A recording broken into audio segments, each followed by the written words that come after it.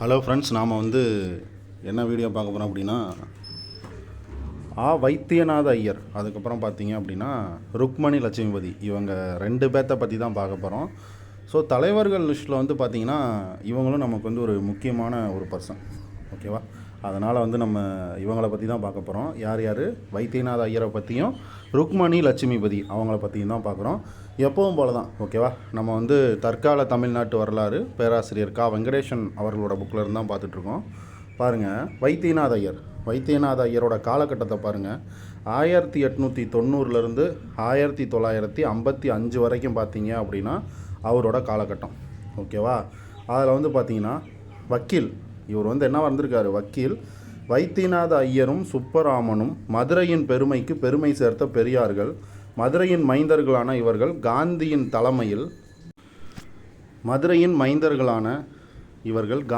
தலைமையில் மேற்கொள்ளப்பட்ட அனைத்து போராட்டங்களிலும் நிர்மாண திட்டங்களிலும் தங்களை இணைத்து கொண்டவர்கள். யார்? வைத்தியநாத ஐயரும் இந்த சுப்புராமனும்.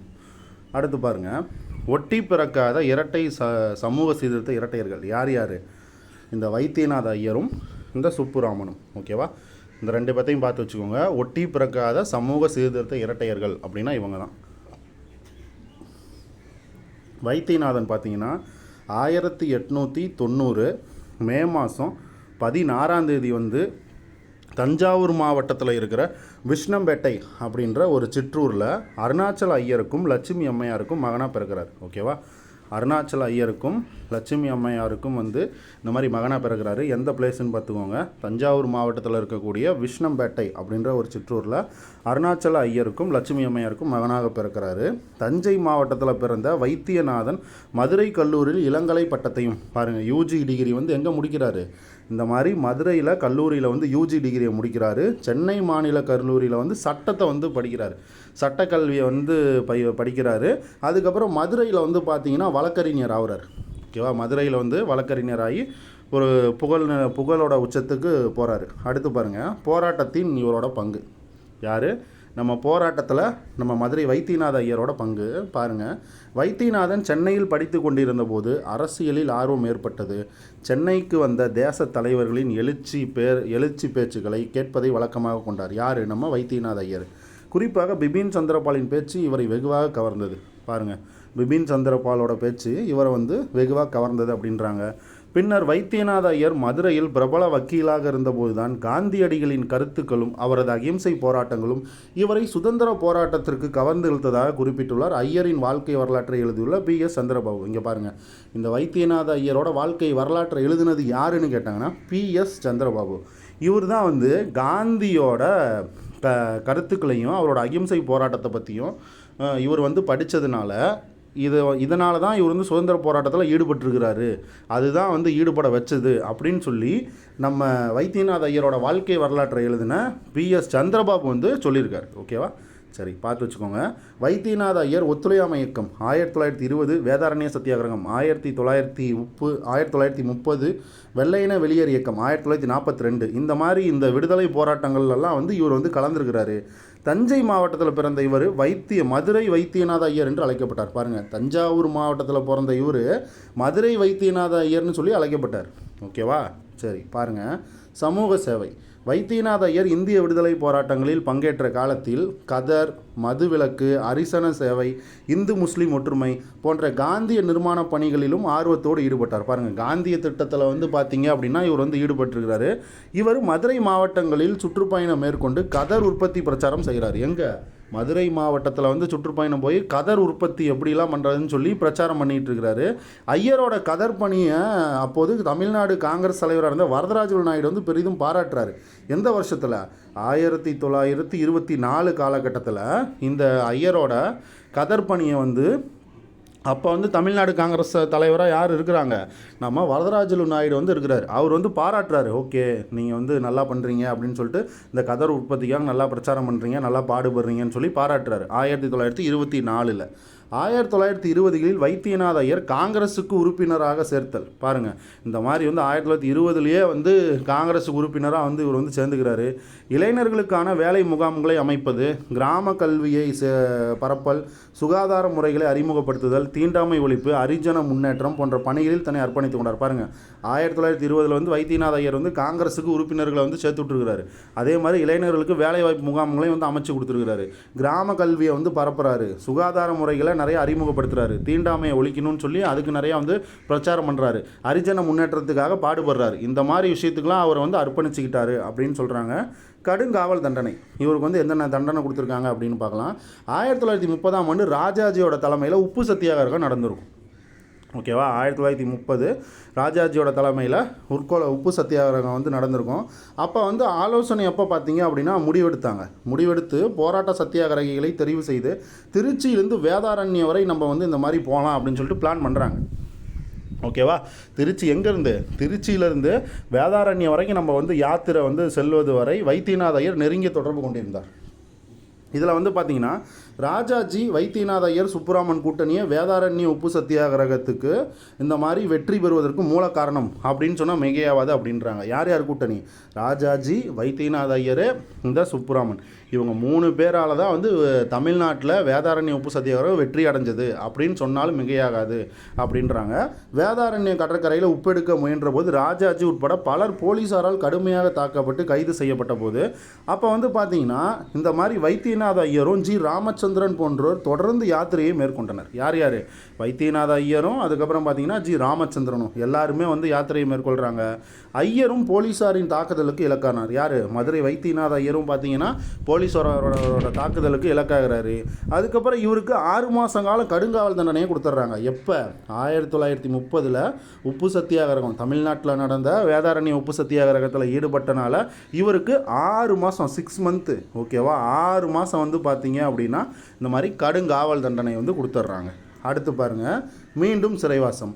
வேதாரண்ய உப்பு அற போராட்டத்தை அடுத்து வைத்தியநாத ஐயர் சட்டமறுப்பு இயக்கத்தில் பங்கேற்கிறார். உங்களுக்கே தெரியும், சட்டமறுப்பு இயக்கம் வந்து 1930 1934 வரைக்கும் சட்டமறுப்பு இயக்கம் வந்து பார்த்தீங்க அப்படின்னா நடந்திருக்கும். ஓகேவா, இந்த காலகட்டத்தில் இவர் மறுபடியும் வந்து பார்த்தீங்கன்னா அரெஸ்ட் பண்ணுறாங்க. இது என்னென்னு பாருங்கள், சட்டமறுப்பு இயக்கத்தில் பங்கேற்று அந்நிய பொருள் புறக்கணிப்பு, கள்ளுக்கடை மறியல் போன்ற நடவடிக்கைகளில் தீவிரமாக ஈடுபடுறாரு. 1932 ஜனவரி 4ஆம் தேதி காந்தி கைது செய்யப்பட்டு சிறையில் அடைத்த போது அதை எதிர்த்து வைத்தியநாத ஐயர் மதுரை திலகர் சதுக்கத்தில், ஓகேவா, மதுரையில் இருக்கக்கூடிய திலகர் சதுக்கத்தில் ஏற்பாடு செஞ்ச கூட்டத்துக்கு அரசாங்கம் தடை விதித்தது. இங்கே பாருங்கள், 1932 ஜனவரி மாதம் 4ஆம் தேதி காந்தியை அரெஸ்ட் பண்ணுறாங்க. அப்போ காந்தி அரெஸ்ட் பண்ணிட்டாங்கன்னு சொல்லிட்டு இவர் வந்து பார்த்திங்கன்னா ஒரு மீட்டிங் போடுறாரு. எதனால் காந்தி அரெஸ்ட் பண்ணாங்க அப்படின்னு சொல்லிட்டு இவர் ஒரு மீட்டிங் போடுறாரு. எந்த இடத்துல? மதுரையில் திலகர் சதுக்கம்னு ஒரு பிளேஸ் இருக்குது. ஓகேவா, மதுரையில் வந்து திலகர் சதுக்கம்னு ஒரு பிளேஸ் இருக்குது. அங்கே வந்து பார்த்திங்கன்னா ஏற்பாடு வந்து செய்கிறாரு கூட்டத்துக்கு. அந்த கூட்டத்துக்கு வந்து அரசாங்கம் வந்து தடை வந்து விதிக்கிறாங்க. நீங்களாம் இந்த மாதிரிலாம் கூட்டம் போடக்கூடாதுப்பா, நீங்களாம் வந்து தேவையில்லாத அரசாங்கத்தை மீறி செயல் பண்ணிகிட்டு இருக்கீங்க, அதனால் இந்த கூட்டம்லாம் போடக்கூடாது, நாங்கள் வந்து இந்த கூட்டத்தை தடை பண்ணுறோன்னு சொல்லி சொல்கிறாங்க. ஆனால் அந்த தடையும் உடச்சிக்கிட்டு அவர் என்ன பண்ணுறாரு, இந்த மாதிரி வந்து கூட்டத்தை கூடி கைது வந்து ஆயிடுறார். ஓகேவா, அதாவது சிறையில் வந்து போட்டு அடைச்சிட்றாங்க. அதாவது இந்த ஆங்கில அரசாங்க தடையும் மீறி இவர் வந்து செயல்பட்டனால இவரை வந்து அரெஸ்ட் பண்ணிடுறாங்க. ஸோ மறுபடியும் வந்து பார்த்திங்கன்னா 1 வருஷம் சிறை தண்டனை. ஓகேவா, 1 வருஷம் வந்து ஜெயிலில் போட்டுறாங்க. அது மட்டும் இல்லாத 500 ரூபாய், ஓகேவா, 500 ருபீஸ் வந்து அபராதமும் கட்டணும். நீங்கள் 1 வருஷம் ஜெயிலில் இருந்தாலும் நீங்கள் 500 ருபீஸ் அபராதமும் கட்டணும்னு சொல்லி அதையும் வந்து விதிச்சிடுறாங்க. ஓகேவா, சரி, அடுத்து பாருங்கள், ஆலய பிரவேசம். வைத்தியநாத ஐயர் பிராமணராக இருந்த போதிலும் ஹரிஜனங்கள் மீது பற்றும் பாசமும் கொண்டிருந்தார். ஹரிஜனங்கள்னால் உங்களுக்கே தெரியும், ஒடுக்கப்பட்ட மக்கள்களை வந்து என்ன சொல்லுவாங்க? ஹரிஜன மக்கள்னு சொல்லுவாங்க. காந்தி வந்து பார்த்தீங்க அப்படின்னா இந்த ஒடுக்கப்பட்ட மக்களோட பேரில் வந்து பார்த்திங்கன்னா ஒரு இதழை ஸ்டார்ட் பண்ணியிருப்பார். ஓகேவா, ஹரிஜன் அப்படின்னு ஒரு பத்திரிகையை யார் ஸ்டார்ட் பண்ணியிருப்பார்? நம்ம காந்திஜி வந்து ஸ்டார்ட் பண்ணியிருப்பார். இதெல்லாம் நான் முன்னாடியே பார்த்தாச்சுனமோ, இருந்தாலும் பார்த்து வச்சுக்கோங்க. அவர்களது நலனிலும் முன்னேற்றத்திலும் அக்கறை கொண்டிருந்தார். குறிப்பாக ஹரிஜனங்களின் ஆலய பிரவேசத்துக்காக எதையும் செய்ய தயாராக இருந்தார். ஏன் அப்படின்னா அந்த ஒடுக்கப்பட்ட மக்கள், அதாவது ஹரிஜன மக்கள் வந்து பார்த்திங்கன்னா கோயிலுக்குள்ளெல்லாம் வந்து போகக்கூடாது அப்படின்னு சொல்லிட்டு சில நடைமுறைகள், ரூல்ஸ் அண்ட் ரெகுலேஷன்லாம் இருக்கும். அதே மாதிரி அந்த கோயிலில் இருக்க குளத்துலையும் நீங்கள் வந்து குளிக்கக்கூடாது, தண்ணியெல்லாம் வந்து எடுக்கக்கூடாது, குடிக்கிறதுக்காக பயன்படுத்தக்கூடாது, பொதுவாக பயன்படுத்தக்கூடிய கிணத்துல இருக்கக்கூடிய தண்ணி நீங்களாம் எடுக்கக்கூடாது அப்படின்னு சொல்லிட்டு நிறையா வந்து பாகுபாடெல்லாம் பார்த்துக்கிட்டு இருந்திருப்பாங்க. அது எல்லாத்தையும் இவர் வந்து எதிர்த்து போராடுறார். ஓகேவா? அதில் முக்கியமானது எதுனா தான் இந்த ஆலய பிரவேச நுழைவு போராட்டம் அப்படின்னு ஒன்று நடக்கும். அதில் வந்து பார்த்தீங்கன்னா இவர் வந்து தலையிட்டு மதுரையில் வந்து வெற்றி பெற்றுவார். அதனால தான் இவர் வந்து என்ன சொல்லுவாங்கன்னா மதுரை வைத்தியநாத ஐயர் அப்படின்னு சொல்லி சொல்லுவாங்க. சரி பாருங்கள், 1931 ஜூன் மாதம் மதுரையில் நடைபெற்ற ஆலய பிரவேச மாநாட்டில் ராஜாஜி, டிஎஸ்எஸ் ராஜன் ஆகியோரோடு ஐயரும் பிரதான பங்கேற்றார். பாருங்கள், ராஜாஜியும் பங்கேற்கிறாரு, டிஎஸ்எஸ் ராஜன் இருப்பார், அவரும் பங்கேற்கிறாரு. அதுக்கப்புறம் பார்த்தீங்கன்னா நம்ம மதுரை வைத்தியநாத ஐயர் அவரும் பங்கேற்கிறாரு. அதுக்கப்புறம் பார்த்தீங்கன்னா வைத்தியநாத ஐயர் ஹரிஜனங்கள் சிலரையும் நாடார் சமூகத்தை சேர்ந்த சிலரையும் மதுரை மீனாட்சி அம்மன் கோயிலுக்கு அழைத்து சென்று அம்மனை வழிபட செய்கிறார். யார்? நம்ம அந்த கோயிலில் இருக்கக்கூடிய மதுரை மீனாட்சி அம்மனை வந்து இந்த மாதிரி வழிபட செய்கிறார். எல்லாத்தையும் அழைச்சிட்டு போகிறாரு. அந்த ஹரிஜன ஜனங்கள் சிலரையும் அழைச்சிட்டு போகிறாரு. அதுக்கப்புறம் நாடார் சமூகத்தை சேர்ந்த சிலரையும் அழைச்சிட்டு போகிறாரு. போய் கோயிலுக்குள்ளே போய் இந்த மாதிரி வழிபட செய்கிறாரு. அப்போ வந்து பார்த்தீங்கன்னா கோயிலோட நிர்வாக அதிகாரியாக ஒருத்தர் இருக்கிறார். அவர் யார் அப்படின்னா ஆர்எஸ் நாயுடு அப்படின்னு சொல்லிட்டு ஒருத்தர் அந்த மதுரை மீனாட்சி அம்மன் கோயிலோட ஆலய நிர்வாகியாக அவர் இருக்கிறாரு.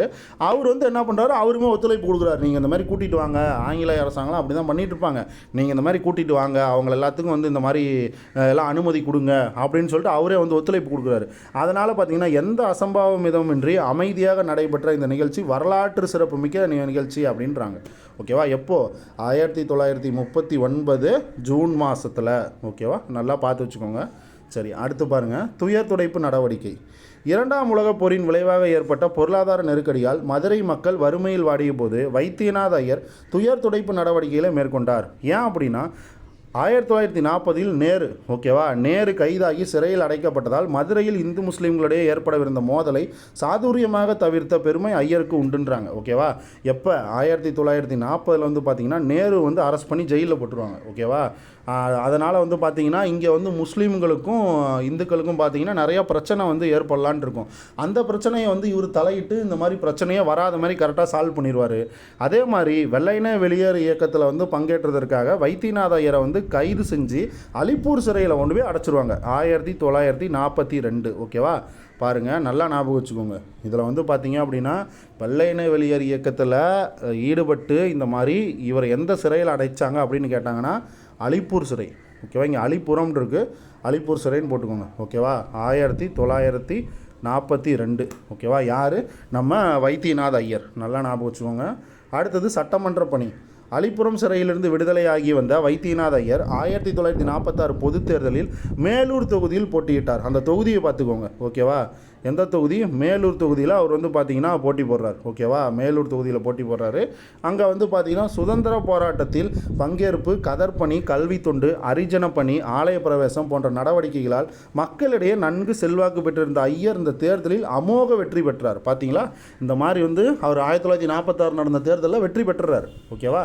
டி. பிரகாசம், ஓமந்தூர் ராமசாமி ரெட்டியார், குமாரசாமி ராஜா ஆகியோரது ஆட்சி காலங்களில் கொண்டு வரப்பட்ட முற்போக்கு மசோதாக்கள் பற்றிய சட்டமன்ற விவாதங்களில் பங்கேற்று தனது சட்ட அறிவு, அனுபவம் ஆகியவற்றின் துணை கொண்டு ஆக்கப்பூர்வமான ஆலோசனை கூறினார் வைத்தியநாத ஐயர். யார் யார் ஆட்சி காலத்தில்? ஓமந்தூரார். ஃபஸ்ட்டு வந்து டி. பிரகாசம். இவரோட ஆட்சி காலம் எப்போ? 1946 டு 1947 வரைக்கும் டி. பிரகாசம் இருப்பார். இவரோட ஆட்சி காலத்திலையும் நம்ம வைத்தியநாத ஐயர் இருந்திருக்காரு. அதுக்கப்புறம் பார்த்தீங்கன்னா 1947 1949 வரைக்கும் குமாரசாமி ராஜா இருப்பார். இவரோட ஆட்சி காலத்துலேயும் வந்து பார்த்தீங்க அப்படின்னா இவர் வந்து இருந்திருக்காரு. யார்? நம்ம மதுரை வைத்தியநாத ஐயர். அதுக்கப்புறம் 1949 1951 வரைக்கும் யார்? நம்ம PS குமாரசாமி ராஜா வந்து இருப்பார். அவரோட ஆட்சி காலத்திலே வந்து பார்த்தீங்க அப்படின்னா இவர் இருப்பார். ஓகேவா? ஓமந்தூரார் வந்து 47 டு 49 ஓமந்தூரார். குமாரசாமி 49 டு 51. ஓகேவா? 1949 டு 51. இந்த 3 பேரோட ஆட்சி காலத்திலையும் பார்த்தீங்கன்னா நம்ம மதுரை வைத்தியநாத ஐயர் வந்து இருக்கிறார். ஓகேவா.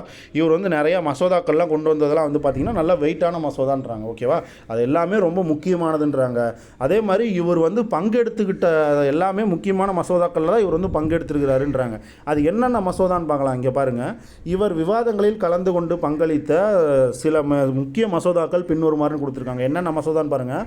இந்து சமய அறநிலை சட்ட மசோதா, அத்தியாவசிய பொருட்கள் பராமரிப்பு மசோதா, சென்னை மாகாண ஆயத்தீர்வை குறைப்பு மசோதா, பெண்கள் சொத்துரிமை மசோதா, நில ஆக்கிரமிப்பு மசோதா, நஞ்சை நிலத்தில் வீடு கட்ட தடை செய்யும் மசோதா, சென்னை மாநில தொழிற்சாலை நிதி உதவி மசோதா, சென்னை மாகாண பஞ்சாயத்து மசோதா, அதுக்கப்புறம் பொதுமக்கள் பாதுகாப்பு மசோதா, நீர்ப்பாசன குளங்கள் அபிவிருத்தி மசோதா. இந்த மசோதாக்கள் அனைத்துமே பார்த்திங்கன்னா தமிழ்நாட்டு சமூக சமய பொருளாதார முன்னேற்றத்துக்கு அத்தியாவசியமான அடிப்படை முக்கியத்துவம் வாய்ந்த மசோதாவாக இருக்குது. அதனால் இந்த மசோதாக்கள் எல்லாத்துலேயுமே பார்த்தீங்க அப்படின்னா அவர் வந்து பங்கெடுத்துக்கிட்டு அவரோட தேவையை சொல்கிறார். ஓகேவா. இந்த மசோதாக்கள் மீது நடைபெற்ற விவாதங்களின் போது வைத்தியநாத ஐயர் வெளியிட்ட கருத்துக்கள் தொலைநோக்கு முக்கியத்துவம் வாய்ந்தவை அப்படின்றாங்க. இது மட்டும் இல்லாத ஐயர் வந்து மதுவிலக்கு, மாநில போக்குவரத்து, மின்சார உற்பத்தி விநியோகம், கல்வி நிறுவனங்கள், அதுக்கப்புறம் பெண் உரிமை, வேளாண்மை உற்பத்தி, தொழிற்சாலைகளோட தேவை, அதுக்கப்புறம் உள்ளாட்சி நிர்வாகம், குதிரை பந்தயத்துக்கு தடை பண்ணுறது, மொழி கொள்கை, இது எல்லாத்தையும் இவர் வந்து பார்த்தீங்க அப்படின்னா யோசிச்சிருக்கிறார். ஓகேவா. இவர் யோசித்தது வந்து பார்த்தீங்கன்னா கருத்தாளமிக்கவே அப்படின்றாங்க. ஓகேவா. சரி, அடுத்து பாருங்கள். இவரோட சகாப்தம், இவர் வந்தது பார்த்திங்கன்னா ஒரு சகாப்தம்ன்றாங்க. 60 வயது நிறைபெற்ற பின்னரும் வைத்தியநாத ஐயர் தனக்கு மிகவும் பிடித்த அரிஜன பணியை நிறுத்தவில்லை. உடல்நிலை குறைந்த போதிலும் அப்பணியை ஆண்டவன் பணியாகவே கருதி செயல்பட்டார். ஐயரின் வாழ்க்கை வரலாற்றில் என்றும் அழிக்க முடியாத ஒரு சகாப்தமாகும்ன்றாங்க. பாருங்கள், இப்படின்னு யார் பாராட்டுகிறாரு? இந்த மதுரை வைத்தியநாத ஐயரை பற்றி வாழ்க்கை வரலாற்று எழுதியிருக்காரு பார்த்தீங்களா? யார்? இந்த PS சந்திரபாபு. இவர் வந்து சொல்கிறார். ஓகேவா. இதை நோட் பண்ணி வச்சுக்கோங்க. ஓகேவா. மதுரை வைத்தியநாத ஐயரோட வாழ்க்கை வரலாறு வந்து அரிஜனங்களின் வரலாற்றில் என்றும் அழிக்க முடியாத ஒரு சகாப்தமாகும் அப்படின்னு சொன்னது யார் அப்படின்னா PS சந்திரபாபு. ஓகேவா. யார்? PS சந்திரபாபு. ஸோ இது நல்லா பார்த்து வச்சுக்கோங்க. வாழ்க்கை முழுவதும் பொதுநல தொண்டிலே சுழன்று வந்த மனித பம்பரம். ஓகேவா. மனித பம்பரம் 1955 பிப்ரவரி 23 தலை சாய்ந்தது அப்படின்னு சொல்கிறாங்க. ஓகேவா. 1955 பிப்ரவரி 23 இவர் வந்து இறந்துடுறாரு அப்படின்னு சொல்கிறாங்க. சரியா. இதுதான் வந்து பார்த்தீங்கன்னா வந்து நம்ம மதுரை வைத்தியநாத ஐயரை பற்றி. ஓகேவா. அடுத்து பாருங்கள், ருக்மணி லட்சுமிபதி. ஓகேவா. ருக்மணி லட்சுமிபதி. ஸோ இவங்களும் நம்மளுக்கு எக்ஸாம் பாயிண்ட் ஆஃப் வியூவில் முக்கியம். அசஸ் அண்ட் ரீசனில் இவங்களை பற்றி கண்டிப்பாக ஒரு கொஸ்டின் இருக்கும். ஓகேவா. கூற்று காரணத்தில் கண்டிப்பாக கொஸ்டின் இருக்கும். ஏன்னா இவங்களும் முத்துலட்சுமி ரெட்டியும் பார்த்திங்கன்னா ஒரே மாதிரி ஒரு சில சென்டென்ஸ்லாம் வரும். ஸோ அதனால் அதெல்லாம் நல்லா பார்த்து வச்சுக்கிறது நம்ம சேஃப்டிக்காக. ஓகேவா. சரி, பாருங்கள். பிறப்பு முத்துலட்சுமி அம்மையார் பாருங்கள் வாழ்ந்த காலகட்டம் 1892 1951 காலகட்டம் வரைக்கும் பார்த்தீங்கன்னா இவங்களோட வாழ்ந்த காலகட்டம். பாருங்கள், 20ஆம் நூற்றாண்டோட முற்பகுதியில் தமிழ்நாட்டு பெண்கள் பொது வாழ்க்கையில் ஈடுபாடு கொள்வது அரிது. அதனினும் அரிது செயல் பெரு வெள்ளத்தில் எதிர்நீச்சல் அடித்து வெற்றிக்காக, ஓகேவா, வெற்றிகரராக கரை சேர்வதாகும் அப்படின்றாங்க. ஓகேவா. வெற்றிகரராக கரை சேர்வதாகுன்றாங்க. அத்தகைய பெருமை வந்து பார்த்திங்கன்னா படைச்சவர் யார்? நம்ம ருக்மணி லட்சுமிபதி யார் அப்படின்றாங்க. ஓகேவா. அந்த பெருமையை படைச்சது ருக்மணி லட்சுமிபதி அப்படின்றாங்க. 1892 டிசம்பர் மாதம் 6 வந்து சென்னையில் இருக்கக்கூடிய திருவல்லிக்கணியில் ஒரு பிறகுறார். யாருக்கு? சீனிவாசராவ் சூடாமணி அப்படின்ற தம்பதியினருக்கு வந்து பார்த்தீங்க அப்படின்னா பிறகுறாங்க. ஓகேவா. யார்? நம்ம ருக்மணி லட்சுமிபதி அம்மையார். சரியா. அடுத்து பாருங்கள், இவரது தாத்தா வந்து பார்த்தீங்க அப்படின்னா ராஜா டி ராமாராவ் பிரபல நிலப்பிரபுவாக இருக்கிறார். ஓகேவா. இவங்களோட தாத்தா யார்? டி ராமாராவ் அப்படின்ற ஒரு பிரபல நிலப்பிரபுவாக இருக்கிறாரு. செல்வ செழிப்பான உயர்ஜாதி குடும்பத்தில் இவங்க பிறகுறாங்க. யார்? ருக்மணி லட்சுமிபதி வந்து செல்வ செழிப்பான ஒரு உயர்தர ஜாதி குடும்பத்தில் வந்து பிறக்கிறாங்க. அடுத்து பாருங்கள், படிப்பு. இவர் என்னென்ன படிச்சிருக்காரு அப்படின்றத பாருங்கள். ருக்மணி லட்சுமிபதி வந்து பார்த்திங்கன்னா எழும்பூர் மாநில பயிற்சி பள்ளியிலையும் நுங்கம்பாக்கம் பெண்கள் உயர்நிலை பள்ளியிலையும் படிச்சுட்டு அதுக்கப்புறம் பெண்கள் கிறித்துவ கல்லூரியில் வந்து பட்டப்படிப்பை முடிக்கிறார். ஓகேவா. பெண்கள் கிறித்துவ பள்ளியில் பட்டப்படிப்பை முடிச்சுட்டு டாக்டர் ஆசந்தா லட்சுமிபதி என்ற மருத்துவரை மணந்து கொள்கிறார். அவங்களோட ஹஸ்பண்ட் பேர் பாருங்கள், டாக்டர் ஆசந்தா லட்சுமிபதி. அதனால தான் இவங்க பேர் வந்து பார்த்திங்கன்னா ருக்மணி லட்சுமிபதி. ஓகேவா. பார்த்து வச்சுக்கோங்க. அவங்களோட ஹஸ்பண்ட் பேர். ஓகேவா. டாக்டர் ஆசந்தா லட்சுமிபதி என்ற மருத்துவரை 1911 வந்து பார்த்தீங்கன்னா அவர் வந்து மணந்துகிறார். அடுத்து பாருங்கள், பங்கேற்பு. பெண்ணுரிமை அவர்களது முன்னேற்றத்திலும் பெரிதும் நாட்டம் கொண்ட ருக்மணி லட்சுமிபதி அகில இந்திய காங்கிரஸ் உறுப்பினராகி பாரத மகளிர் மகா மண்டலின் கொள்கை கிளை செயலாளராகவும் இந்திய மாதர் சங்க உறுப்பினராகவும் சிறப்புடன் பணியாற்றி அகில இந்திய அங்கீகாரம் பெறார். ஓகேவா? எப்போ அகில இந்திய காங்கிரஸ் உறுப்பினராக எப்போ ஆகிறாரு? 1923 அகில இந்திய காங்கிரஸ் உறுப்பினராக வந்து ஆகிறார். ஓகேவா? அதுக்கப்புறம் பாரத மகளிர் மகா மண்டலியோட சென்னை கிளை செயலாளராக இருக்கிறார். பாரத மகளிர் மகா மண்டலின்னு ஒரு குழு வந்து இருக்குது. அது வந்து எல்லா ஸ்டேட்லேயுமே வந்து பார்த்திங்கன்னா இருக்கும். ஓகேவா? அதில் வந்து சென்னை கிளைக்கு வந்து இவர் வந்து செயலாளராக இருக்கிறார். அதே மாதிரி இந்திய மாதர் சங்கம்னு ஒரு சங்கம் இருக்குது. அந்த சங்கத்துலேயும் இவர் வந்து ஒரு உறுப்பினராக வந்து பணியாற்றுறார். ஓகேவா? அதை தான் சொல்கிறாங்க. அதன் பின் 1926 ஜூன் மாதம் பிரான்ஸ் தலைநகர் பாரிஸில் நடைபெற்ற அகில இந்திய உலக பெண்கள் மாநாடு. ஓகேவா? அகில இந்திய உலக பெண்கள் மாநாட்டில் வந்து பார்த்திங்கன்னா இந்த மாதிரி வாக்குரிமை ஒன்றிய மாநாட்டில் இந்தியாவோட சார்பாக பங்கேற்கிறாரு. இது கொஸ்டின் ஏரியா. ஓகேவா? ரொம்ப ரொம்ப முக்கியம், நல்லா பார்த்து வச்சுக்கோங்க. பாரிஸு. ஓகேவா? 1926 பிரான்ஸ் தலைநகர் பாரிஸில் நடைபெற்ற அகில உலக பெண்கள் வாக்குரிமை ஒன்றிய மாநாடு. ஓகேவா? International women's suffrage alliance Congress. ஓகேவா? அதில் வந்து பார்த்திங்கன்னா இந்தியா சார்பாக பங்கேற்றது யார் அப்படின்னு கேட்டாங்கன்னா ருக்மணி லட்சுமிபதி நம்ம போடணும். ஆப்ஷனில் பார்த்தீங்கன்னா அன்னி% இது கண்டிப்பாக வச்சுருப்பாங்க. அதே மாதிரி முத்துலட்சுமி ரெட்டியும் பார்த்திங்கன்னா கண்டிப்பாக வச்சுருப்பாங்க. ஸோ இந்த ஏரியாவில் நம்மளுக்கு கம்பல்சரி குழப்பம். அதனால் இந்த பாயிண்ட்டை பார்த்து வச்சுக்கோங்க. International women's suffrage alliance Congress இந்த மாநாட்டில், ஓகேவா, இந்த வாக்குரிமை மாநாட்டில் இந்தியா சார்பாக பங்கேற்றுக்கிட்டது யார் அப்படின்னு கேட்டாங்கன்னா நம்ம ருக்மணி லட்சுமிபதி தான் போடணும். ஸோ இதை நல்லா பார்த்து வச்சுக்கோங்க, ரொம்ப ரொம்ப முக்கியம். அதே மாதிரி அதன் பின்னர் பெண்ணுரிமை மாநாட்டில் கலந்து கொள்வதற்காக ஜப்பான் நாட்டுக்கும் சென்றார். பாருங்கள், பெண்ணுரிமை மாநாட்டுக்கு வந்து கலந்துக்கிறதுக்காக எங்கே போயிருக்காரு? ஜப்பானுக்கு வந்து போயிருக்காங்க. அடுத்து கதர் பணி. ருக்மணி லட்சுமிபதி வந்து கதர் பணியில் ஈடுபடுறாங்க. பாருங்கள், இந்த மாதிரி நாட்டு விடுதலை போராட்டம், ஓகே, நாட்டு விடுதலை நாட்டம் கொண்ட ருக்மணி காந்தி வழி சென்றார். காந்தி வழியில் போராடுறாரு. அதே மாதிரி காந்தியின் கதர் பிரச்சாரத்தால் கவரப்பட்ட இவர் கதர் ஆடை உடுத்தி திருவல்லிக்கேணியில் ஒரு கதர் கடையை திறந்து கதர் விற்பனை செய்தார். எங்கே? திருவல்லிக்கேணி. அங்கே தானே அவங்க வந்து பிறந்தாங்க அந்த அம்மா. அவங்க வந்து அங்கே பார்த்தீங்கன்னா ஒரு கதர் கடையை திறந்து வச்சு அங்கே விற்பனைலாம் பண்ணிகிட்ருக்காரு. கதர் துணியை விற்பனை பண்ணிகிட்டு இருக்காரு.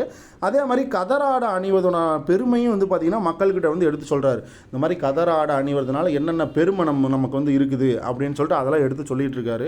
காங்கிரஸ் செயலராக நியமிக்கப்படுறார். பாருங்கள், மக்களிடையே செல்வாக்கு பெற்ற ருக்மணி லட்சுமிபதி 1927 மகளிர் காங்கிரஸ் செயலராக தேர்ந்தெடுக்கப்படுறாரு. மகளிர் காங்கிரஸ் செயலராக இவங்க தேர்ந்தெடுக்கப்பட்ட வருஷம் பார்த்துக்கோங்க, 1927. ஓகேவா? ரொம்ப ரொம்ப முக்கியம், பார்த்து வச்சுக்கோங்க. அதே மாதிரி சைமன் குழு சென்னை வந்தபோது அதற்கு எதிரான போராட்டத்தில் பங்கேற்ற முன்னணி தலைவர்களில் ஒருவராக ருக்மணி லட்சுமிபதியும் திகழ்கிறாங்க. ஏன்னா அதில் எதிர்த்திருப்பாங்கல்ல. ஓகேவா? 1927. ஓகேவா? அதற்கு எதிரான போராட்டத்தில் இந்த மாதிரி பங்கேற்றதில் ருக்மணி லட்சுமிபதிக்கும் ஒரு முக்கிய பங்கு இருக்குது அப்படின்றாங்க. சென்னை கடற்கரையில் நடைபெற்ற பிரம்மாண்டமான பொதுக்கூட்டத்தில் சத்தியமூர்த்தியும் ருக்மணியும் எழுச்சியுரை ஆற்றினர். ஏன்னா வந்து பார்த்திங்கன்னா இந்த இதுக்கு வந்து நம்ம சைமன் குழுக்கு எதிராக அந்த மாதிரி கூட்டம் நடத்துவாங்க சென்னையில் மெரினாவில். ஸோ அங்கே வந்து பார்த்தீங்க அப்படின்னா அந்த பொதுக்கூட்டத்தில் சத்தியமூர்த்தியும் ருக்மணி அம்மையாரும் இந்த மாதிரி எழுச்சி உரையாற்றியிருப்பாங்க. 1929 இறுதியில் நேருவின் தலைமையில் லாகூரில் நடைபெற்ற காங்கிரஸ் மாநாட்டில் ருக்மணி லட்சுமிபதி, அதுக்கப்புறம் சத்தியமூர்த்தி, ராஜாஜி இவங்களாம் பார்த்திங்கன்னா கலந்துருப்பாங்க. ஓகேவா? உங்களுக்கே தெரியும், 1929 லாகூர் காங்கிரஸ் மாநாட்டில் ஜவஹர்லால் நேரு வந்து பார்த்தீங்க அப்படின்னா இந்த மாதிரி தலைமை தாங்கியிருப்பார். அதில் தான் என்ன சொல்லியிருப்பாங்க அப்படின்னா ஒவ்வொரு வருஷமும் நம்ம ஜனவரி மாதம் 26 வந்து பார்த்தீங்க அப்படின்னா இந்த மாதிரி பூரண சுயராஜ்யத்தை வந்து நம்ம வந்து கடைபிடிக்கணும் அப்படின்னு சொல்லியிருப்பாங்க. ஓகேவா? அதை வந்து நீங்கள் வந்து பார்த்து வச்சுக்கோங்க. ஓகேவா? அதை தான் இங்கே சொல்கிறாங்க. அந்த மாநாட்டில் கலந்துக்கிட்டது தான் யார் யார்? ருக்மணி லட்சுமிபதி, சத்தியமூர்த்தி, அதுக்கப்புறம் ராஜாஜி, இவங்க 3 பேரும் கலந்துருக்குறாங்க. அதை தான் இங்கே சொல்ல வராங்க. அடுத்து பாருங்கள், சத்தியாகிரகி. 1930 ராஜாஜியின் தலைமையில் மேற்கொள்ளப்பட்ட வேதாரண்யம் அறப்போராட்டத்துக்கு தெரிவு செய்யப்பட்ட 98 பேரில் வந்து பார்த்தீங்கன்னா ருக்மணி லட்சுமி தேவியும் ஒருத்தர் அப்படின்றாங்க. எத்தனை பேர்? 98 பேர் தேர்ந்தெடுத்துருக்குறாங்க. அந்த 98 பேரில் ருக்மணி லட்சுமிபதியும் ஒருத்தருன்றாங்க. இந்த போராட்டத்தில் பங்கேற்றதற்காக இவங்க வந்து பார்த்தீங்கன்னா 1930 மே மாதம் 14 ஓகேவா, இவங்க மேலே பார்த்தீங்கன்னா ஒரு கிரிமினல் வழக்கு வந்து போடுறாங்க. இங்கே கொடுத்துருக்கான் பாருங்கள். இவர் மீது ஒரு கிரிமினல் குற்றம் சாட்டப்பட்டு கைது செய்யப்பட்டு ஓராண்டு காலம் சிறையில் அடைக்கப்பட்டார். ருக்மணியின் நன்னடத்தை காரணமாக அவர் சிறை தண்டனை முடியும் முன்னரே விடுவிக்கப்பட்டார். பாருங்கள், இவங்களோட நன்னடத்தை காரணமாக இவங்க வந்து சிறை தண்டனை முடிக்கிறதுக்கு முன்னாடியே இவங்களை வந்து ரிலீஸ் பண்ணிடுறாங்க. உப்பு சத்தியாகிரகத்தில் பல்வேறு சிறைகள் ஓகேவா உப்பு சத்தியாகிரகத்தில் பங்கேற்று சிறை சென்ற முதல் பெண்மணி அப்படின்னு கேட்டாங்க அப்படின்னா நம்ம வந்து யாரை போடணுன்னா இந்த ருக்மணி லட்சுமிபதி தான் போடணும். ஓகேவா? அதே மாதிரி இந்த மாதிரி உப்பு சத்தியாகிரகத்தில் போராட்டு அபராதம் கட்டின முதல் பெண்மணின்னு கேட்டால் நம்ம இவங்களை தான் போடணும். ரொம்ப ரொம்ப முக்கியம், பார்த்து வச்சுக்கோங்க. அடுத்தது சிறை தண்டனை. உப்பு சத்தியாகிரகத்தில் கலந்து கொண்ட ருக்மணி சட்ட மறுப்பு போராட்டத்தின் மற்றொரு அம்சமான அந்நிய துணி புறக்கணிப்பில் தீவிர பங்கேற்றார். பாருங்கள், அந்நிய துணி புறக்கணிப்புலையும் வந்து பார்த்திங்கன்னா தீவிரமாக பங்கேற்கிறாரு. இதனால் இவர் வந்து பார்த்திங்கன்னா வெளிநாட்டு துணிகளை விற்பனை செய்த கதர், ஓகேவா, வெளிநாட்டு துணிகளை விற்பனை செய்த கடைகளுக்கு முன்னாடி இன்னும் போராட்டம் பண்ணுறாரு. இந்த மாதிரி அந்நிய துணிகள்லாம் அணிய வேண்டாம்னு சொல்லி மக்கள்கிட்ட கேட்டுக்கிறாரு. இப்போ வெளிநாட்டு துணிகளை வந்து ஒரு கடையில் விற்பனை பண்ணிகிட்டு இருக்காங்கன்னா அந்த கடைக்கு முன்னாடி போய் நின்று யாரும் இந்த கடையில் துணி வாங்காதீங்க, இதெல்லாம் வெளிநாட்டு துணி, இதெல்லாம் வந்து யாரும் வாங்காதீங்க அப்படின்னு சொல்லிட்டு அங்கே போய் இந்த மாதிரி மக்கள்கிட்ட போய் போராட்டம் பண்ணி மக்கள்கிட்ட வந்து கேட்டுக்கிறாங்க. இந்த போராட்டத்தில் கலந்து கொண்டதுக்காக அவருக்கு 6 மாத கால சிறை தண்டனையும் 100 ரூபா அபராதமும் கொடுக்குறாங்க. ஓகேவா? 6 மாத கால சிறை தண்டனையும் 100 ரூபா அபராதமும் கொடுக்குறாங்க. எப்போ? இந்த கதராடை, ஓகேவா, அதாவது வெளிநாட்டு துணியெல்லாம் வந்து இந்த மாதிரி விற்றுக்கிட்டு இருக்கிறதுனால வெளிநாட்டு கடை துணிகளை வந்து புறக்கணிக்கணும் அப்படின்ற போராட்டத்தில் பங்கேற்றதுக்காக 6 மாதம் சிறை தண்டனை 100 ரூபாய் அபராதமும் விதிக்கிறாங்க.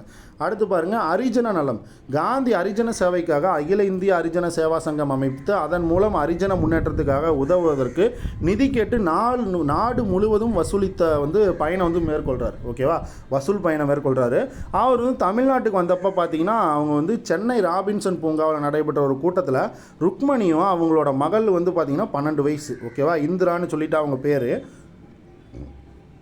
அவங்களும் என்ன பண்ணுறாங்கன்னா அவங்க வந்து அணிஞ்சிருந்த நகைகளை கழட்டி கொடுக்குறாங்க. ஓகேவா?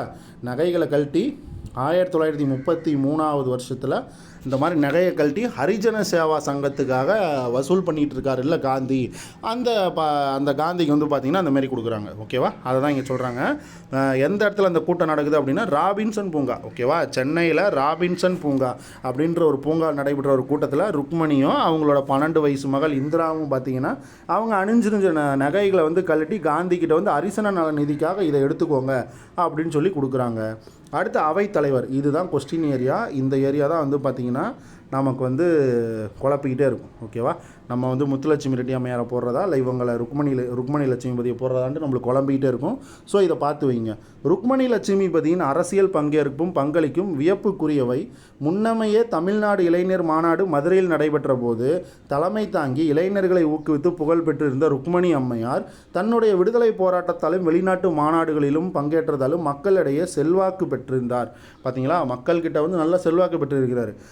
இந்த மாதிரி தமிழ்நாடு இளைஞர் மாநாடு, ஓகேவா, தமிழ்நாடு இளைஞர் மாநாடுன்னு ஒரு மாநாடு மதுரையில் நடக்குது. எப்போனா 1931 ஜூன் மாதம் 6ஆம் தேதி வந்து இந்த மாநாடு நடக்குது. சரியா? இதை பார்த்து வச்சுக்கோங்க, இது முக்கியம். இந்த மாநாட்டில் வந்து பார்த்திங்கன்னா ருக்மணி லட்சுமி அம்மையார் தான் வந்து தலைமை தாங்குறாங்க. இந்த மாதிரி தலைமை தாங்கி இளைஞர்கள்லாம் கேட்குறாங்க. இளைஞர்கள்லாம் வந்து ஊக்குவிச்சு இந்த மாதிரி நிறைய புகழ் பெற்றிருக்காரு இந்த மாநாட்டிலேயே இவங்க. அதனால் வந்து பார்த்திங்கன்னா மக்கள்கிட்ட நல்ல செல்வாக்கோடு இருக்கிறாரு. இதனால் வந்து பார்த்திங்கன்னா முன்பிருந்த சமூக சேவைக்கு முத்துலட்சுமி ரெட்டி நியமன சட்ட உறுப்பினர் 1927 இந்த மாதிரி வந்து முத்துலட்சுமி ரெட்டி அம்மையார் 1927 நியமன சட்டசபை உறுப்பினராக இருக்கிறாங்க. அதுக்கப்புறம் பார்த்திங்கன்னா 1934 ஆண்டு நடைபெற்ற சென்னை மேலவைக்கான தேர்தலில் எளிதாக வெற்றி பெறார். ஓகேவா? எப்போ? 1934 நடந்த சென்னை மேலவைக்கான தேர்தலில் ஈஸியாக வந்து வெற்றி பெறாரு. ராஜாஜி மக்களால் தேர்ந்தெடுக்கப்பட்ட முதல் முதலமைச்சரான, ஓகேவா, பாருங்கள், ராஜாஜி மக்களால் தேர்ந்தெடுக்கப்பட்ட முதல் முதலமைச்சராக இருந்தபோது ருக்மணி துணை சபாநாயகராக தேர்ந்தெடுக்கப்பட்ட முதல் பெண் உறுப்பினர் இவர்தான் என்பது குறிப்பிடத்தக்கது. பார்த்துக்கோங்க, இது ரொம்ப முக்கியம். ஓகேவா? ராஜாஜி மக்களால் தேர்ந்தெடுக்கப்பட்ட முதல் முதலமைச்சராக இருந்தபோது எப்போ? 1937 1939 வரைக்கும் தானே ராஜாஜி இருந்திருப்பார். ஸோ இந்த காலகட்டத்தில் பார்த்தீங்க அப்படின்னா துணை சபாநாயகராக வந்து யார் இருந்திருக்காங்க அப்படின்னா ருக்மணி லட்சுமிபதி தான் துணை சபாநாயகராக இருந்திருக்கிறாரு. அவர் தேர்ந்தெடுக்கப்பட்ட வருஷத்துலேருந்து பார்த்தீங்கன்னா 8 வருஷம் அந்த துணை சபாநாயகர் பதவியில் இருந்திருக்கிறாரு. இந்த பதவிக்கு தேர்ந்தெடுக்கப்பட்ட முதல் பெண் உறுப்பினர் அப்படின்றது வந்து பார்த்தீங்கன்னா இந்த ருக்மணி லட்சுமிபதி தான். ஓகேவா?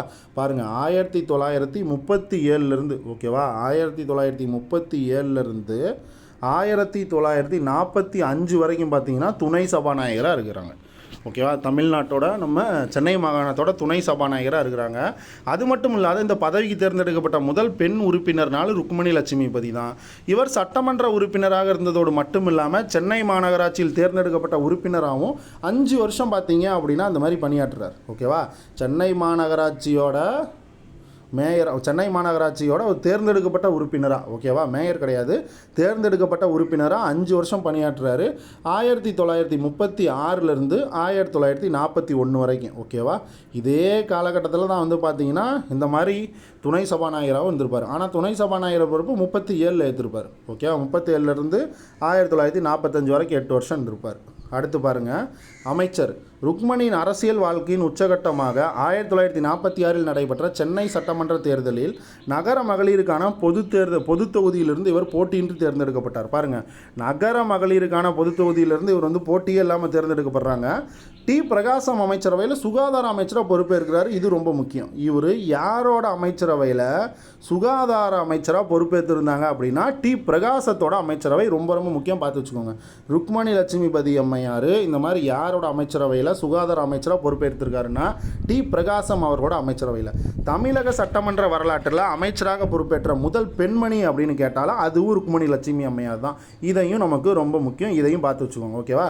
தமிழக சட்டமன்ற வரலாற்றிலேயே பார்த்தீங்கன்னா அமைச்சராக பொறுப்பேற்ற முதல் பெண்மணி அப்படின்னா யார் அப்படின்னு கேட்டாங்கன்னா நம்ம ருக்மணி லட்சுமிபதி தான் அப்படின்னு யார் சொல்லியிருக்கிறாங்க? நம்ம ஆர்.வி. பதி, ஓகேவா. ஆர்.வி. பதி அப்படின்ற ஒருத்தர் இந்த மாதிரி பதிவு பண்ணியிருக்கார், ஓகேவா. இதையும் பார்த்து வச்சுக்கோங்க. அடுத்தது மதிப்பீடு. ருக்மணி லட்சுமிபதி தனது வாழ்க்கையாலும் வழிகாட்டுதலாலும் வரலாற்று படைத்தவர். சாதனைகள் பல செய்தவர். தமிழ்நாட்டை சேர்ந்த இவர்தான் இந்திய விடுதலை போராட்டத்தில் பங்கேற்று சிறை சென்ற முதல் போராளி. பாருங்கள், இந்திய விடுதலை போராட்டத்தில் பங்கேற்று சிறை சென்ற முதல் பெண் போராளினால் இவங்க தான். சென்னை சட்டமன்ற துணை சபாநாயகராக தேர்ந்தெடுக்கப்பட்ட முதல் பெண்மணி இவங்க தான். இப்போ தான் நம்ம பார்த்தோம். 1937லேருந்து 1945 8 வருஷம் வந்து பார்த்தீங்க அப்படின்னா அந்த பதவியில் இருந்திருப்பார், துணை சபாநாயகர் பதவியில் அப்படின்னு பார்த்தோம். அதே போன்று தற்கால தமிழ்நாட்டு வரலாற்றில் அமைச்சரான முதல் பெண் என்ற பெருமைக்கும் இவர் தான் உண்டு அப்படின்றாங்க. இதுவும் பார்த்தோம், ஓகேவா. சுகாதாரத்துறை அமைச்சராக வந்து பார்த்தீங்க அப்படின்னா யார்? நம்ம பிரகாசம் ஆட்சி காலத்தில் இருந்திருப்பாங்க. ஸோ இதையும் நம்ம பார்த்தா, இதையும் பார்த்து வச்சுக்கோங்க. ருக்மணி உயர் சாதி குடும்பத்தில் பிறந்து வளர்ந்த போதிலும் தாழ்த்தப்பட்டோர் முன்னேற்றத்தில் அக்கறையும் ஈடுபாடும் கொண்டவர். தனது சிந்தனையாலும் சொல்லாலும் செயலாலும் இளையோர் முதல் முதியோர் வரை செல்வாக்கு பெற்றவர். பாருங்கள், இளையோர்லேருந்து முதியோர் வரை இந்த மாதிரி செல்வாக்கு பெற்றவங்க. வெளிநாடுகளுக்கு சென்று பெண்ணுரிமைக்காக குரல் கொடுத்தவர் யார்? நம்ம ருக்மணி லட்சுமி அம்மையார். வெளிநாடுகளுக்கு போய் பெண்ணுரிமைக்காக குரல் கொடுத்தவர். 6 குழந்தைகளுக்கு தாயான ருக்மணி இந்த மாதிரி வந்து, ஓகேவா, 6 குழந்தைகளுக்கு, நல்லா பார்த்துக்கோங்க, 6 குழந்தைகளுக்கு தாயான ருக்மணி சென்னை ராஜதானி அரசியலிலும் மாநகர ஆட்சியிலும் மாநில ஆட்சியிலும் முத்திரை பதித்தவர் அப்படின்னு சொல்கிறாங்க, ஓகேவா. இதோட பாருங்கள், ருக்மணி லட்சுமி அம்மையார் இதோட முடியுது. ஏன்னா இந்த அஞ்சல் தலை வந்து ரொம்ப முக்கியம். பாருங்கள், ருக்மணி தேர்ந்த அரசியல்வாதி மட்டுமல்லாது, ஓகேவா, ருக்மணி தேர்ந்த அரசியல்வாதி மட்டுமல்லாது நல்ல இசைக்கலைஞரும் ஆவார். பாருங்கள், நல்ல இசைக்கலைஞரும் தான். பிரபல வீணை வாசிப்பதில் இவங்க வந்து வல்லவங்கன்றாங்க. பிரபல வீணை இசை வல்லவர், பன்மொழி புலவர். இவருக்கு ஆங்கிலம், பிரெஞ்சு, லத்தீன், உருது, இந்தி போன மொழிகளில் பேசவும் தெரியும், எழுதவும் தெரியும். பாருங்கள், ஃப்ரெஞ்சில் எழுதவும் தெரியும், லத்தீனு, உருது, இந்தி இதுலேயும் பார்த்தீங்கன்னா எழுதவும் பேசவும் தெரியுது. அரசியல்வாதிக்கு நேரம் வந்து பார்த்தீங்கன்னா தவறாமை, நேரம் தவறாமை, ஒழுக்கம், கண்டிப்பு இன்றியமையாதவை என்பதை வாழ்ந்து காட்டியவர் யார் அப்படின்னா ருக்மணி லட்சுமிபதியான்றாங்க. இந்த சாதனை பெண்பு 1951 ஆகஸ்ட் 6 அவரது எழும்பூர் இல்லத்தில் உதிர்ந்து போனதுன்றாங்க. அந்த டேட்டில் வந்து பார்த்திங்கன்னா அவங்க வந்து இறந்துடுறாங்க, ஓகேவா. 1951 ஆகஸ்ட் மாதம் 6ஆம் தேதி இவங்க இறந்துடுறாங்க. அதுதான் இங்கே சொல்கிறாங்க. பாருங்கள், அடுத்து இவரது தொண்டை பாராட்டும் முகத்தான எழும்பூர் மார்ஷல் சாலை. பாருங்கள், எழும்பூரில் மார்ஷல் சாலைன்னு இருக்குல்ல, அதை வந்து ருக்மணி லட்சுமிபதி சாலைன்னு பேர் மாற்றம் பண்ணியிருப்பாங்க. 1991 நம்ம தமிழ்நாடு அரசாங்கம் என்ன பண்ணும், சென்னை எழும்பூர் மார்ஷல் சாலை அப்படின்றத வந்து ருக்மணி லட்சுமிபதி சாலைன்னு பேர் மாற்றிருப்பாங்க. இவரோட பேரில் வந்து பார்த்தீங்கன்னா 1997 ருக்மணி லட்சுமிபதியோட பேரில் அஞ்சல் தலை வந்து வெளியிட்டிருப்பாங்க, ஓகேவா. இவருக்கு வந்து எப்போ அஞ்சல் தலை வெளியிட்டிருப்பாங்க? 1997 அஞ்சல் தலை வெளியிட்டிருப்பாங்க, ஓகேவா. இதை நல்லா பார்த்து வச்சுக்கோங்க, இது ரொம்ப முக்கியம், ஓகேவா. இதோட பார்த்தீங்க அப்படின்னா நம்மளுக்கு வந்து ருக்மணி லட்சுமிபதியும் மதுரை வைத்தியநாத ஐயர், ஓகேவா, இவங்க 2 பேர்த்தோட டாப்பிக்கும் முடியுது தலைவர்கள் லிஸ்ட்டில். ஸோ இன்னும் ஒரு 8 பேர் வந்து இருப்பாங்க, ஒரு 6 பேரோ 7 பேரோ இருப்பாங்க தலைவர்கள். நம்ம அதையும் வந்து பார்த்துருவோம், ஓகேவா. இதுக்கு மேலே வந்து நீங்கள் எதுவும் பார்க்க தேவையில்ல, ஓகேவா. இது பார்த்தீங்கனாலே போதும்னு நினைக்கிறேன் தமிழ்நாட்டு சார்ந்த தலைவர்களில், ஓகேவா. நம்ம ஒவ்வொரு வீடியோவும் அப்லோட் பண்ணிட்டு தான் இருக்கோம். ஸோ முடிஞ்ச வரைக்கும் பாருங்கள். அதே மாதிரி நம்ம கொஸ்டினும் வந்து பார்த்தீங்க அப்படின்னா இந்த மாதிரி நீங்கள் ஓட்டிங் போகிற மாதிரி நம்ம வந்து போல் பண்ணிக்கிட்டு தான் இருக்கோம். ஸோ அதுவும் நீங்கள் வந்து பார்த்து வச்சுக்கோங்க. எல்லாமே வந்து நம்ம வெங்கடேஷன் புக்கில் இருந்து தான் போட்டுட்ருக்கோம், ஓகேவா. நம்ம தற்கால தமிழ்நாட்டு வரலாறு, இடைக்கால இந்திய வரலாறு, நவீன கால இந்திய வரலாறு, பண்டைய கால இந்திய வரலாறு, இந்த மாதிரி புக்கில் இருந்து தான் எடுத்து கொஸ்டின் வந்து போல் பண்ணிகிட்ருக்கோம். ஸோ அதையுமே வந்து பார்த்தீங்க அப்படின்னா நீங்கள் வந்து பார்த்து வச்சுக்கோங்க. ஓகேவா? அட்லீஸ்ட்டு உங்களால் யூடியூப் பக்கம் வர முடியல அப்படின்னாலும் ஏதாவது ஒரு மைண்ட் ரிலாக்ஸாக நீங்கள் ரொம்ப படிச்சுட்டு ரொம்ப போரிங்கான டைமில் நீங்கள் மொபைல் எடுத்தீங்க அப்படின்னா அந்த மாதிரி டைமில் வந்து நீங்கள் அந்த கொஸ்டின்லாம் கொஞ்சம் பார்த்துக்கோங்க. ஓகேவா? ஓகே ஃப்ரெண்ட்ஸ், இந்த வீடியோ பிடிச்சிருந்தது அப்படின்னா லைக் அண்ட் சப்ஸ்கிரைப் பண்ணுங்கள். உங்கள் ஃப்ரெண்ட்ஸுக்கும் நீங்கள் ஷேர் பண்ணுங்கள். ஓகேவா? Okay friends, thank you.